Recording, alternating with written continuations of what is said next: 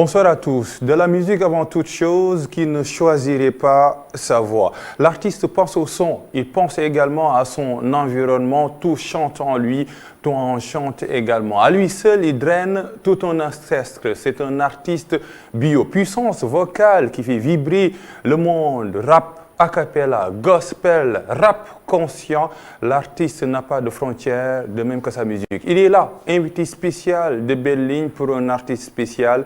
Fadé Freddy, bonsoir et bienvenue dans cette émission. Bonsoir, merci beaucoup de m'avoir invité. C'est un plaisir. Le plaisir est partagé. Surtout de parler non seulement de la musique, mais de l'art d'une manière générale avec vous. L'art, je pense que c'est devenu un mode de vie, surtout au Sénégal. On grandit dans des familles où tout se chante, tout se fête, que ce soit des fêtes religieuses ou des fêtes culturelles, tout le monde chante. On est dans des familles où, même si ce ne sont pas des familles griottes, tout le monde chante, la musique est partout. On a vu l'état d'abonné et tout ce qu'il y a. Quand on grandit avec cette culture-là, je pense qu'à un moment donné, forcément, il y a une part de soi qui s'investit dans l'art. Parlons d'abord actualité avec cette décoration. Vous avez été élevé au rang de chevalier de l'Ordre des Arts et des Lettres de France. Cette décoration-là, elle consacre quoi? Je pense que c'est je pense que c'est un des titres attribués aux artistes qui ont marqué le monde de la culture, qui ont aussi marqué l'histoire et surtout l'histoire de l'humanité. Personnellement, je ne m'y attendais pas du tout parce que je me suis dit que puisque je suis d'origine sénégalaise, avec un passeport sénégalais, que si je vais dans un pays comme la France ou d'autres pays en train de faire ma tournée tranquillement, que forcément la République française n'allait pas trop s'intéresser à ma personne. Et cette distinction m'a un peu pris au dépourvu parce que souvent on dit que comme on dit, c'est-à-dire que souvent on profite un peu de ce qu'on a et de chez soi avant de profiter de l'ailleurs. Et là, c'était un cas complètement différent. Je me retrouve nommé par la République française en tant que chevalier de l'Ordre des Arts et des Lettres. Je pense que les raisons doivent être sûrement que mon travail affecte peut-être quelques millions de Français ou d'Européens, ou en tout cas l'international.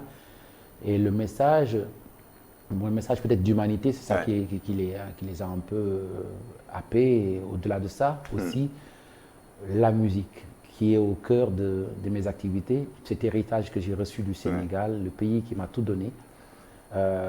Et cette victoire, je la dois au Sénégal. J'ai vu sur Internet des intervenants dire « Ouais, Fada, on ne connaît pas ta vraie valeur, c'est ailleurs qu'on connaît ta vraie valeur. Au Sénégal, tu n'as pas reçu de distinction, alors qu'ailleurs, chaque fois, tu reçois des distinctions, nominé aux victoires de la musique et encore gagné le BBC Awards et tant d'autres choses. » Mais ce qu'il faut savoir, c'est que aujourd'hui, je ne suis pas dans cette posture où j'attends quelque chose du Sénégal. Le Sénégal m'a déjà tout donné. J'ai tout reçu du Sénégal. Cet héritage-là, qui est un héritage culturel, qui est aussi une humanité, une manière de faire, une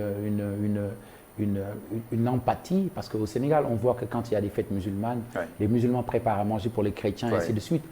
Ceci ne se trouve pas, on n'a pas cette approche de communauté, de compassion un peu partout dans le monde. Et je pense qu'en tant qu'héritier de cet héritage-là, mon devoir en tant que Sénégalais, c'est de transmettre les valeurs que j'ai reçues ici et de les partager avec l'humanité. Exactement, d'autant plus que la musique n'a pas de frontières. Parlons de votre musique. On a peut-être triomphé l'originalité. Quand le corps devient un instrument musical, l'inspiration vient d'où? L'inspiration, elle vient de partout. Hein. Souvent, je dis que je ne comprends pas les artistes qui disent je n'ai pas d'inspiration. Ça n'existe pas, ça. Non. Syndrome de la page blanche, parfois on dit ça. Voilà, on est même dans des maisons de retraite pour chercher l'inspiration. Oui, mais regarde déjà, quand on a une page blanche, on a déjà une page blanche. Rien que le fait de chanter qu'on a une page blanche, c'est déjà quelque chose. L'art est partout. L'art, c'est l'art est partout. Ouais. Le monde est une œuvre d'art, une œuvre divine, une œuvre d'art. Les regards, les couleurs, les vies, les bateaux, Ouais. tous les jeunes qui partent en mer, Ouais. l'espoir, le désespoir du Sénégalais. Quand tu te lèves le matin, tu n'as pas de, à un moment, tu n'as pas de tasse de café, tu n'as pas de quoi donner, tu n'as pas de l'argent pour donner à ta mère. Elle te regarde, ses yeux posés sur toi. Tout ceci, ce sont des inspirations. Un enfant qui va à l'école, ce qu'il va apprendre, comment il va s'en servir. L'inspiration est partout. Ouais. Donc, les bureaucrates, ils se lèvent, ils vont au bureau à 9 h et puis à 17 h, 16 h, ils descendent. Chez moi, c'est pareil. Je me lève le matin, Ouais. je suis un artiste. Du matin au soir, je travaille. J'interromps mon travail peut-être pour les heures de prière, mais pour moi, le travail, ça n'a pas d'heure. Heureusement que je suis mon propre patron. Je suis pas conditionné par une heure administrative, donc je peux travailler. Je le disais tout à l'heure, tantôt à Eva, qui est mon attachée de presse, Ouais. qu'avant de venir ici, j'ai travaillé jusqu'à 5 h, 6 h du matin. Et c'est comme ça. Le travail paye. Et je pense qu'aujourd'hui, on a plutôt tendance à croire que l'art est une activité secondaire, alors que des sociétés, des pays entiers se sont construits sur l'art. Ouais. Raison pour laquelle aujourd'hui, l'Europe, les États-Unis, ils mettent l'art en premier. Ouais. L'art est relégué au premier plan. Et ça participe au PIB, ça participe à développer un pays, à créer des infrastructures, à créer des emplois. Quand je vais en France, il y a je dirais même plus d'une centaine de personnes, voire plus, qui travaillent sur mon projet. Donc voilà, et si, quand je suis ici aussi, pareil, au Sénégal, mon staff s'élève environ à 30-40 personnes qui ont des emplois autour de moi. Ouais. Et c'est ça, l'art donne des emplois et c'est aujourd'hui un secteur qui est très très important à considérer, qui doit être considéré et surtout réorganisé au Sénégal où les artistes luttent encore pour avoir un statut soit d'intermittence et d'autres choses. Ouais. Pourquoi le corps est un instrument musical? Le corps est un instrument parce que c'est le premier des instruments. Tous les instruments créés par l'homme émanent de ce corps-là. Nous créons les instruments de nos mains. Ouais. Et qu'est-ce qui se passe quand celui qui crée les instruments lui-même devient une manifestation de l'instrument?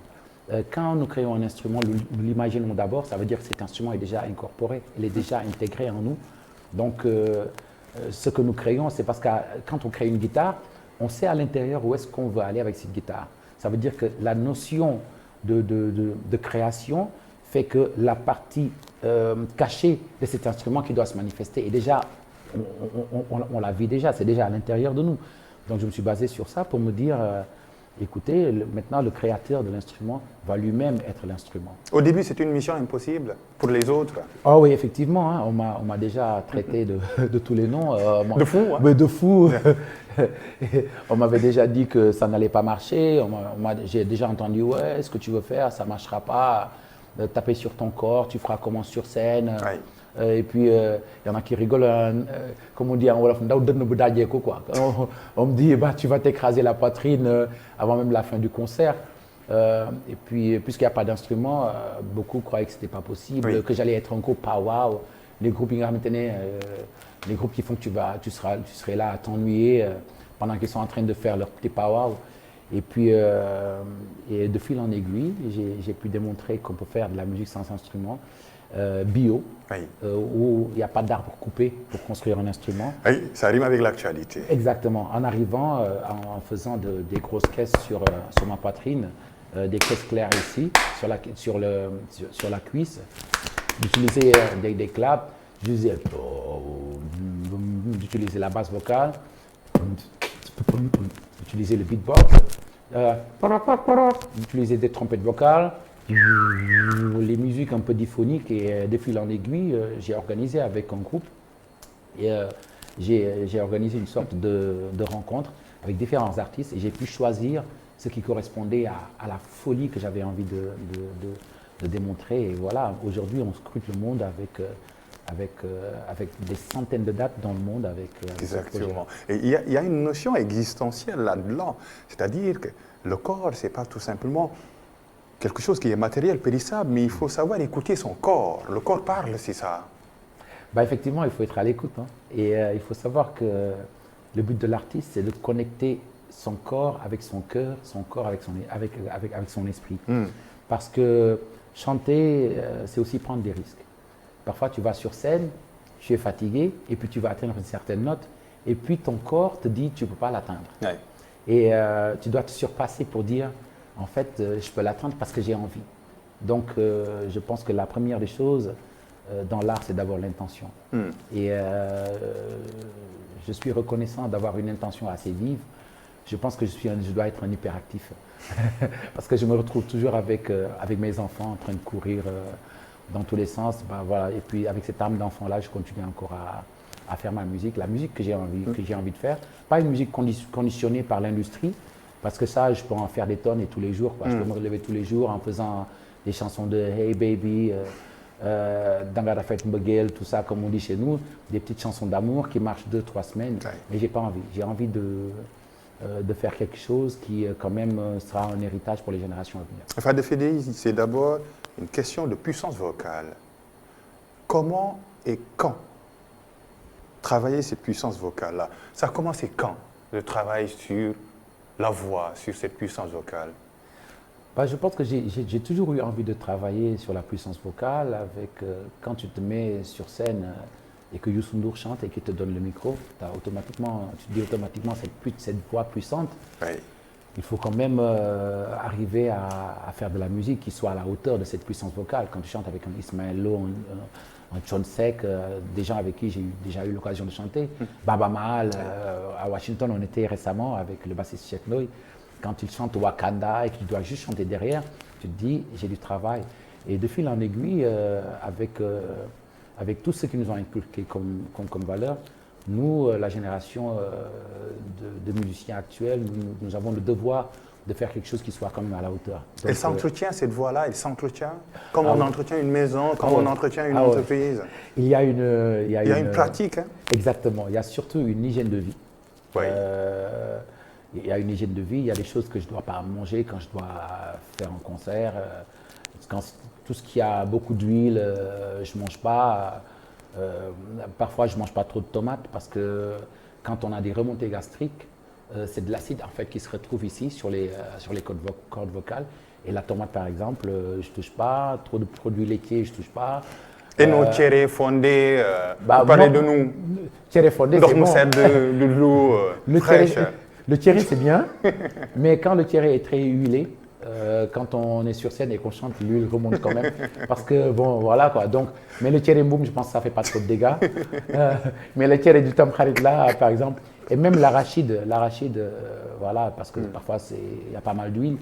Donc, il y a le miel, c'est bon pour la voix, le gingembre, c'est bon, c'est assez tonique. Quoi d'autre? Le propolis, c'est bien pour la voix aussi. Le citron, c'est bien aussi. On peut enlever tout ce qui est graisse qui traîne dans les cordes vocales et surtout boire beaucoup d'eau. Donc voilà, et dormir.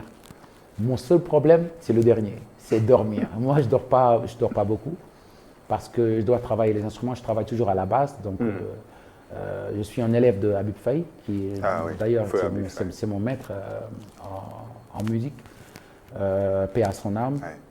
Et je travaille toujours la basse, je continue à travailler la guitare, le piano, la batterie. Parce que quand on est compositeur et surtout directeur artistique ou bien on fait aussi un peu de réalisation, comme avec le dernier album, on est obligé de connaître la tessiture des instruments pour quand même faire de la musique. En fouillant un peu dans votre biographie, on sent que votre environnement est d'abord chant. Saint-Louis, Ziguinchor, Dakar, oui. Ça ce sont des environnements culturels où l'auteur puise forcément une inspiration. Bah, l'inspiration est partout au Sénégal. Ouais. On a tellement d'ethnies qui nous fournissent une richesse culturelle qu'aujourd'hui, entre la musique sérère, le djambadong, les keseng de Mbour ou simplement le bougarabou, le ngoyan. Oui. Hein? Oui. Ça vous incite toujours quand vous êtes sur scène? Bah oui, effectivement, je fais beaucoup d'improvisation parce que quand même, quand je suis sur scène, et que la musique va bon train. Je suis habité par toutes ces sonorités-là, par toute cette richesse culturelle, tous ces fleurs, entre guillemets, ethniques que je puise que je récolte avec délicatesse pour le livrer au public. En 2015, votre premier album solo, Gospel Journey. Mais pourquoi le gospel d'abord? Bah, je pense que ce qui est intéressant dans le gospel, c'est que dans le gospel, il y a un lien entre les Noirs esclaves et l'évolution de leur musique. Je parle d'abord de l'ancêtre du gospel, qui est le Negro Spiritual, qui a donné naissance aussi au blues. Et tout le monde sait que quand on parle de blues, on parle pour ceux qui sont initiés à la musique, on parle de tout ce qui est septième, majeur 7, gamme pentatonique, qu'on retrouve aussi au Mali. Donc c'est un superbe lien entre les États-Unis et l'Empire mandingue. Une sorte de pont, c'est ça? Exactement, parce que le Sénégal faisait partie de l'Empire mandingue. Et cette musique qui est blues est une partie de l'Empire mandingue. Donc qui est aujourd'hui explorée par les chanteurs de gospel.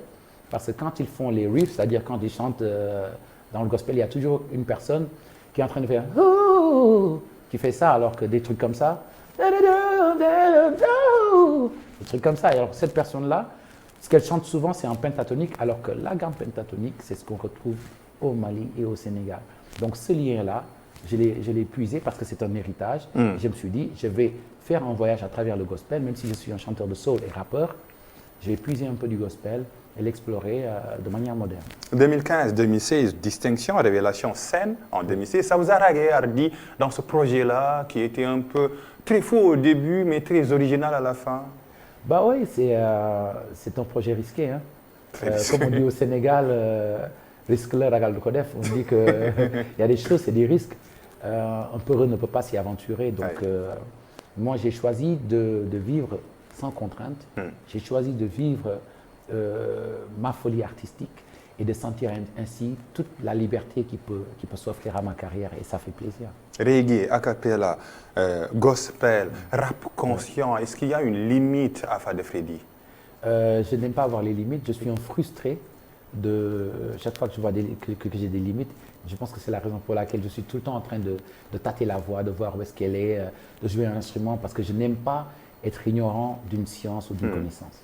Donc, vous donnez raison à ces gens-là qui voudraient que les variétés se marient et pas un divorce consommé. On parle par exemple du rap au Sénégal, il y a eu l'introduction du malach avec l'introduction du bongo. Ça a enrichi ce rap-là, le rap conscient, même s'il y a une division entre les conservatistes et les modernes, par exemple. Bah, le débat s'est toujours posé dans les catégories. Je me rappelle à l'époque, j'ai toujours été un soul man dans un groupe de rap qui est le Daraji.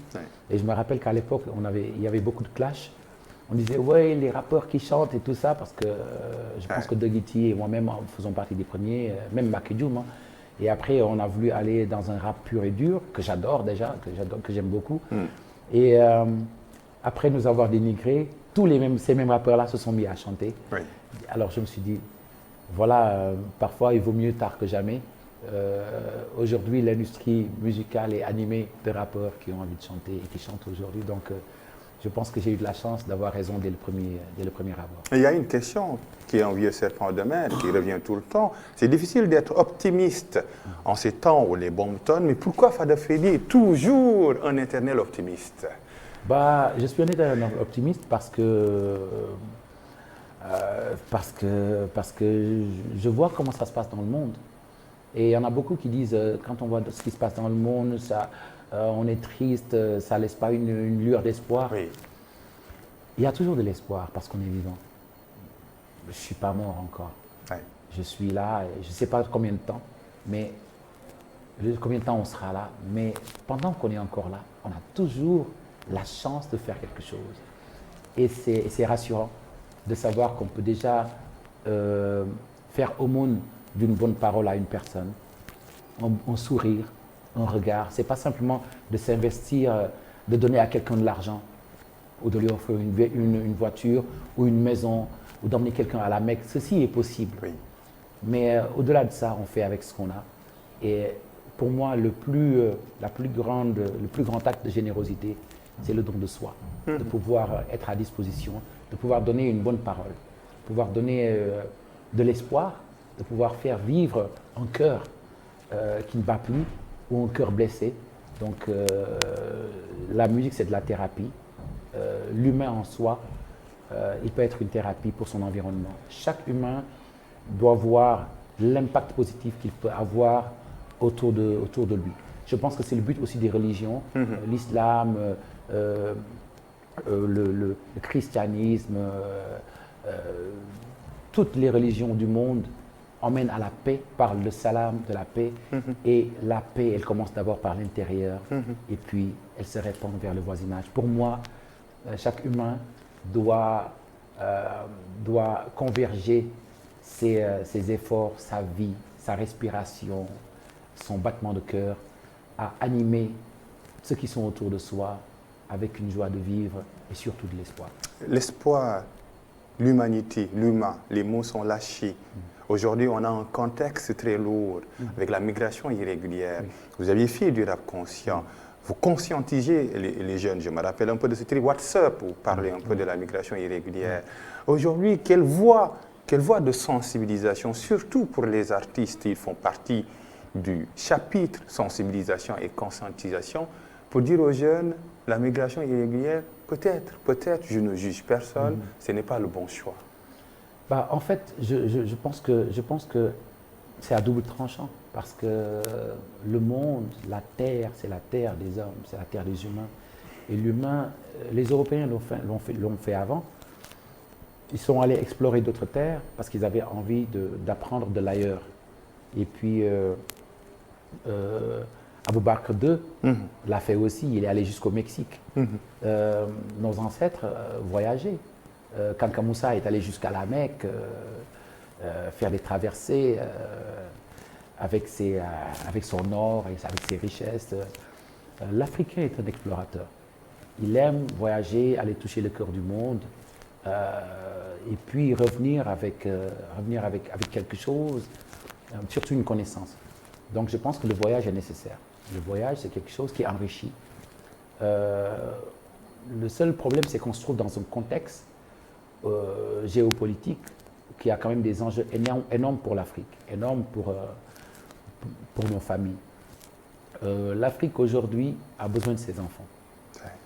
On est dans un contexte très lourd avec une pesée politique assez lourde, un contexte politique mais hyper dérangeant, des jeunes qui perdent espoir et qui,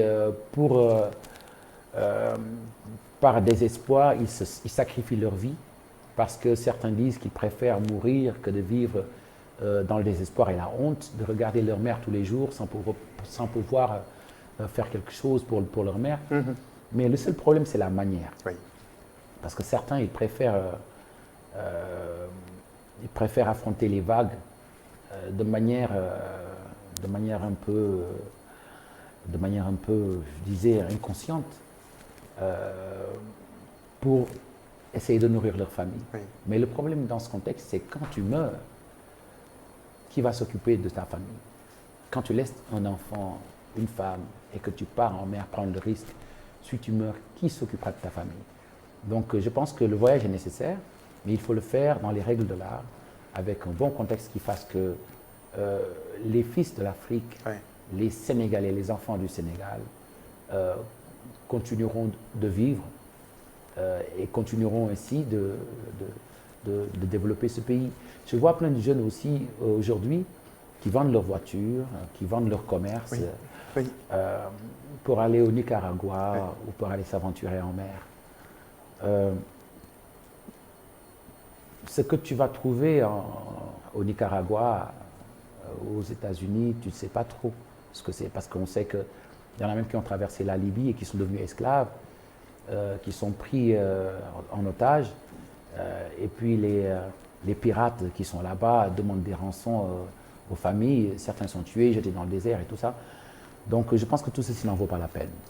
Mon message pour ces jeunes-là, qui n'ont pas les moyens de voyager dans les règles de l'art, c'est de leur dire que s'ils ont un minimum de moyens de s'investir ici, et quand ils ont les moyens, voyager, ce n'est pas interdit, d'aller toucher le cœur du monde, de chercher de la connaissance pour revenir enfin au Sénégal et développer ce pays qui a besoin de nous.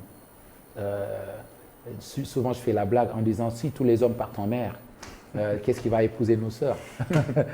D'autant plus qu'il n'y a plus d'hommes que de femmes avec le dernier recensement de la NSD. Exactement, mais après, s'il n'y a plus d'hommes, qu'est-ce qui va fonder les familles? Surtout plus de jeunes. Oui, exactement. La musique peut faire quelque chose pour stopper, freiner les vagues de départ.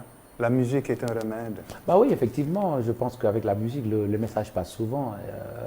On n'arrêtera jamais de parler des jeunes et surtout de faire des associations ou de travailler avec des associations qui quand même aident les jeunes non seulement à avoir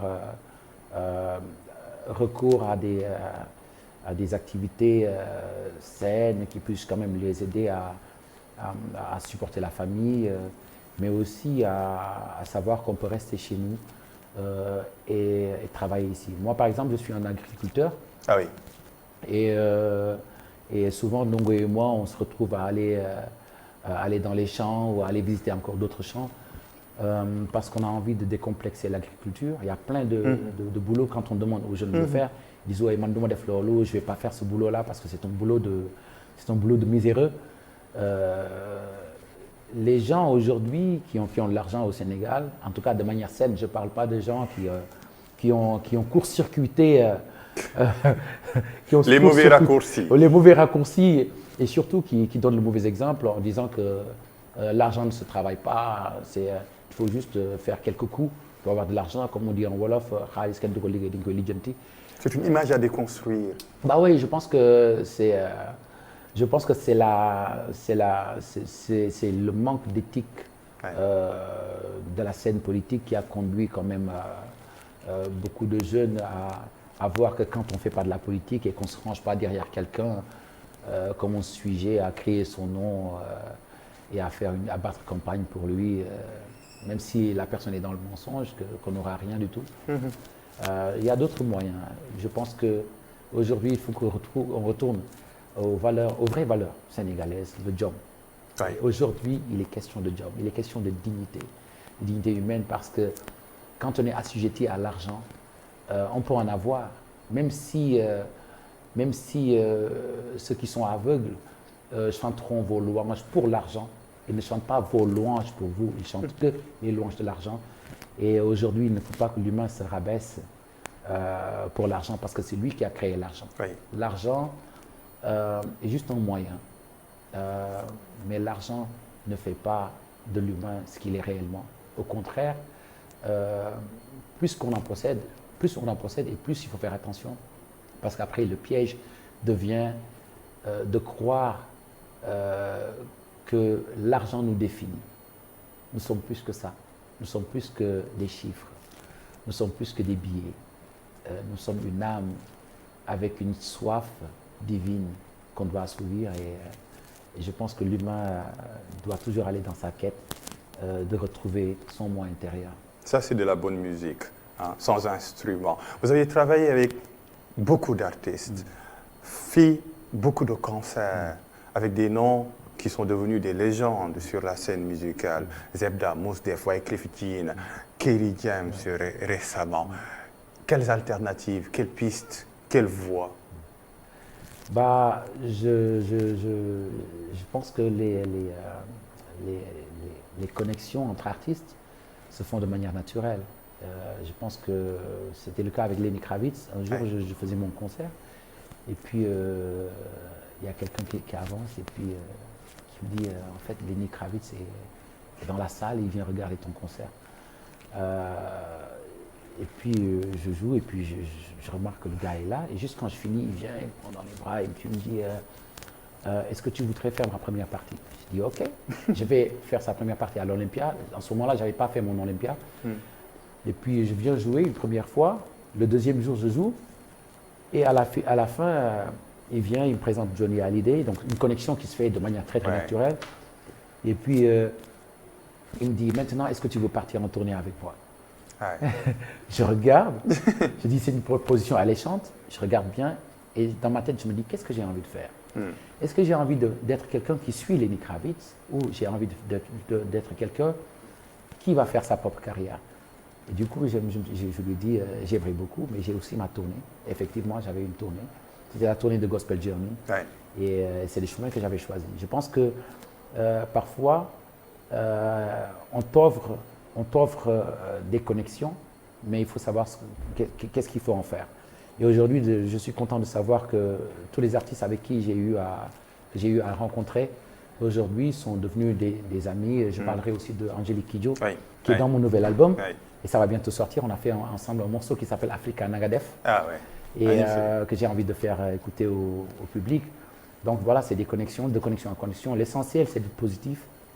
Et quand les artistes ils sentent que tu es dans une démarche positive, ils sont toujours ouverts parce qu'ils savent que l'art, c'est d'avoir de la positivité. C'est important. Et par rapport à la relève, elle est assurée au Sénégal? Je pense que oui, je pense que oui. Moi, j'adore les artistes. Qui, par exemple? Bah, ils sont nombreux. Ils sont tellement nombreux. Il y a des connus et pas connus. L'artiste préféré, c'est quoi? Ouf, j'en ai plein. Il y en a même qui ne sont pas connus. Hein. Il y en a même qui ne sont pas connus. Ah oui. Il y en a même qui ne sont pas connus, qui sont en train de travailler encore à l'ombre. Mais le plus important, c'est surtout le développement artistique. Parce qu'avoir du talent, c'est quelque chose.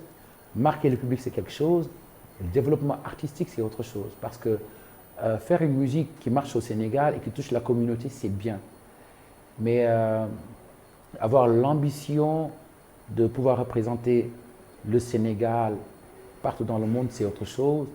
Et il y a des codes qu'il faut décoder, qu'il faut briser pour tendre à l'international. Et ceci ne peut pas se faire si on n'a pas un bon entourage et si on n'est pas animé de la soif d'apprendre l'autre, de connaître l'autre et d'aller à la rencontre de l'humanité. Autrement dit, la musique, ce n'est pas seulement que du clash, parce qu'aujourd'hui, ça fait l'actualité. Le clash, je pense que c'est... Vous avez vécu dans les années 90 avec... Le clash, il y aura toujours. Hein. De toute façon, ça fait partie du rap, mais c'est un piège. C'est un piège dans la mesure où tu commences à faire un clash, tu écris que sur l'autre, pour dénigrer l'autre, pour essayer un peu de montrer que tu es le meilleur. Pendant ce temps, the clock is ticking away. La montre est en train de ticker et le monde est en train de marcher. Toi, tu fais ton clash, mais le monde bouge. Ton clash, ça t'intéresse toi et ton public. Mais sauf que le monde avance. Et il y a d'autres problématiques. Et à un moment donné, on est tellement embourbé dans le clash qu'on n'a pas eu le temps de regarder le monde filer autour de soi. Alors que les gens progressent, ils vont de l'avant, ils progressent en musique, ils font des choses pour le monde entier. Alors que toi, tu fais quelque chose pour une communauté. C'est moins artistique, ce que vous voulez dire? C'est une démarche quand même qui parfois en vaut le détour, mais juste pour savoir ce que ça fait. C'est pas une vie. C'est pas une vie, parce que quand on habite dans le clash, on ne fait que ça. Le clash, c'est comme si tous les jours, tu te lèves le matin et puis tu fais ce qu'on appelle le oudjé, quoi. Tu vois, et c'est comme si c'est comme des coépouses qui se disent ouais, moi je suis le plus machin, donc ça peut être culturel, mais ça s'arrête quelque part parce que c'est comme quand on regarde dans la culture sénégalaise le Tadjabon.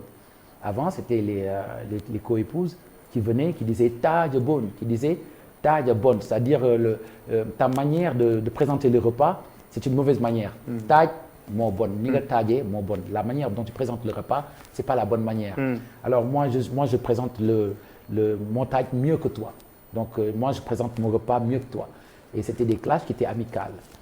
Tant qu'il n'y a pas d'animosité et que ça ne vire pas à des trucs où il y a de la violence, c'est cool. Je pense que c'est un passage quelque part obligé dans le hip-hop, mais après on le dépasse et on va quand même, on tend à des choses un peu plus mûres, un peu plus matures et qui, voilà.